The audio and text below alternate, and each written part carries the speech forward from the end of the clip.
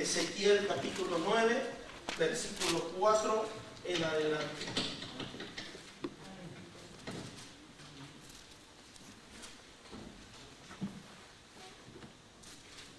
Dice así la palabra de Dios. Y le dijo Jehová: pasa por en medio de la ciudad, por en medio de Jerusalén, y pones una señal en la frente a los hombres que gimen y que claman a causa de todas las abominaciones que se hacen en medio de ella. Y a los otros dijo, oyéndolo yo: pasad por la ciudad en pos de él, y matad, no perdone vuestro ojo, ni tengáis misericordia, matar a viejos, a jóvenes, vírgenes, niños, mujeres, hasta que no quede ninguno. Pero a todo aquel sobre el cual hubiere señal, no os acercaréis. Hasta ahí déjele. Padre, en el nombre de Cristo Jesús, te damos gracias, mi Dios, por este servicio. Gracias por cada corazón que en este momento están, Señor, listos para ser sembrada tu palabra. Señor, habla nuestras vidas en el nombre de Cristo Jesús. Amén. Puede tomar asiento. Quiero hablar, hermano, acerca de un tema que Dios nos ha revelado y que se llama la última generación de Egipto. ¿Cómo se llama el tema? La última generación de Egipto.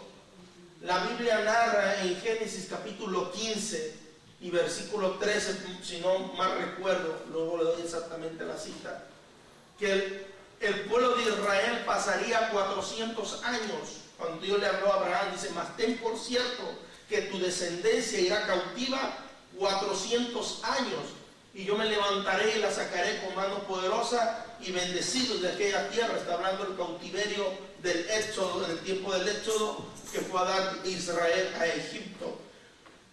¿Cuántos años tiene una generación? ¿100? ¿No? Por ejemplo, bueno, mire, mis papás es primera generación, yo soy segunda generación, y mis hijas son tercera generación. Sí, a mi hermana está bien, eso es lo que quiero mostrar. Mientras la primera generación sigue avanzando, las otras generaciones forman parte de ese mismo tiempo de la generación que está viviendo nuestra hermana Aurorita, nuestro hermano Daniel, sus hijas, y hay nietos de la hermana Aurorita que ya tienen bebés. Pero escuche esto, aproximadamente los teólogos dicen que cada 40 años muere una generación, cada 40 años. No es que esa generación vivió 40 años, vivió 80 años aproximadamente, ¿me entiendes? Pero cada 40 años desaparece más o menos una generación completa. O sea, Moisés era una generación, José y Caleb eran otra generación, y los niños chiquitos que entraron a la tierra prometida eran otra generación. ¿Me explico? Cada 40 años en una teología están pasando una generación. Pero tras de esa generación, como le decimos, ya vienen otras generaciones, ¿verdad? En 400 años hay un aproximado de 10 generaciones. 10 generaciones.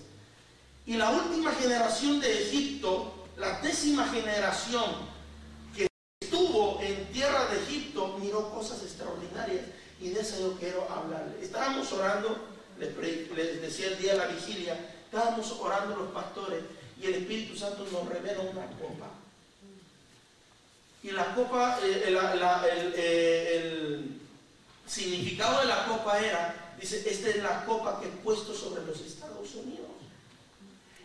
Y estaba a punto de ser llenada. La visión de la copa es que le quedaba vacía la copa para ser llena. Y entonces decía, y cuando esta copa se llena a causa del clamor y de la oración de mi pueblo, dice, yo me levantaré sobre esta nación, sacudiré sus cimientos, los ejércitos de la tierra se estremecerán, y mi pueblo mirará la gloria de Dios. Pero esa copa va a ser llena ¿de qué? Del clamor de los hijos de Dios. Cuando terminamos de ello, me fui a casa, iba meditando en ello, y de repente Dios manda una palabra revelada en mi corazón y me dice esto: la última generación de Egipto. Y ahorita va a entender por qué le llamamos la última generación de Egipto. Hoy vamos a entrar ahí. Ezequiel vivió un tiempo, hermano, tremendo, un tiempo glorioso. Dice la Escritura, cuenta la visión de 6 varones que venían de parte de Dios a destruir la ciudad completa. Y dice en el versículo 4 que había ahí un pueblo que clamaba delante de Dios. ¿A cuánto les gusta la oración? ¿A cuánto les gusta clamar? A ver, levante su mano. Anótelos, hermanos, cuando llamemos a la oración no me va a faltar ni uno. No decir, no que le gustaba clamar, cuando les pregunto que les gusta clamar a todo el mundo, pero cuando hacemos el culto de oración ahí llega. Dice, ay pastor, pero yo clamo solito en mi casa. Bueno, en el versículo 4 dice, le dijo Jehová, pasa por en medio de la ciudad, por en medio de Jerusalén, y pones ¿qué cosa? Una señal en la frente a los hombres que gimen y que claman a causa de todas las abominaciones que se hacen en medio de ella. Escucha, Dios iba a destruir esa ciudad en el tiempo de Ezequiel. Y hubo un pueblo que se levantó a clamar delante de Dios, porque este pueblo creía que la solución y que la respuesta de esa ciudad era Dios. Si nosotros como iglesia sabemos que las respuestas a nuestros problemas, a nuestras necesidades matrimoniales, a nuestras necesidades de la ciudad, las tiene Dios, entonces tenemos que ser un pueblo que sepa pararse en la brecha con Dios. Aleluya. Muchas veces confesamos y decimos que Dios es la respuesta, pero no nos humillamos ante Dios para que sea Dios quien se manifieste y traiga solución muchas veces a los problemas que nos afligen. Dice amén. Este pueblo se paró en la brecha y empezó a clamar, y empezó a orar, y empezó a hacerle frente al problema con oración, con clamor. Lo tremendo del caso es que Dios decidió destruirla porque las cosas que se hacían, ¿me entiende?, eran mucho mayor que la misericordia de Dios. Hay problemas, hermanos, hay pecados muchas veces que se hacen. No es que Dios no haya querido tener misericordia de esta ciudad, pero hay pecados que se hacen, que transgreden los límites de justicia de Dios, y a Dios no le dejamos opción que traer corrección de esta manera.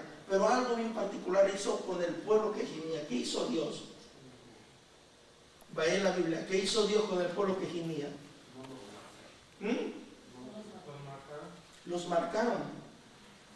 Al pueblo que gemía, Dios hizo algo bien especial. Al pueblo que sabe pararse en la brecha, al pueblo que está clamando a Dios, el pueblo que busca la presencia de Dios, ¿qué hace Dios con ese pueblo? Le pone señal. Y esa señal es muy especial. Recibió una señal, y esa señal era la señal de protección. En el versículo 6, miren, vea conmigo.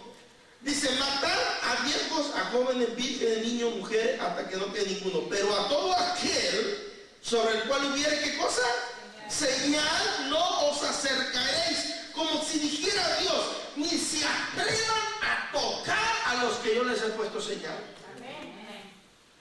Era una señal de protección sobre el pueblo que estaba clamando. Escucha, iglesia. Si queremos recibir una protección de Dios, una señal de protección de Dios, donde el demonio vea tu hogar y dice, ahí no puedo entrar, no me puedo atrever, ahí estoy viendo una señal. Esa señal, hermano, era para los que iban a traer destrucción a la ciudad. Eran 6 varones, dice, que venían a destruir la ciudad. Pero cuando miraron la señal sobre el pueblo que clamaba, dijo, a esto no nos es permitido tocarlos. Qué tremendo es eso. Qué lindo es Dios.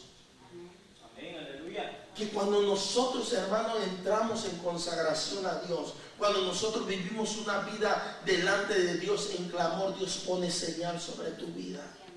Y no importa qué vaya a ser el enemigo, no importa qué tan grandes sean las tragedias que vengan a una nación, a un pueblo, a una ciudad, cuando Dios pone señal de protección en tu vida, Dios te da victoria.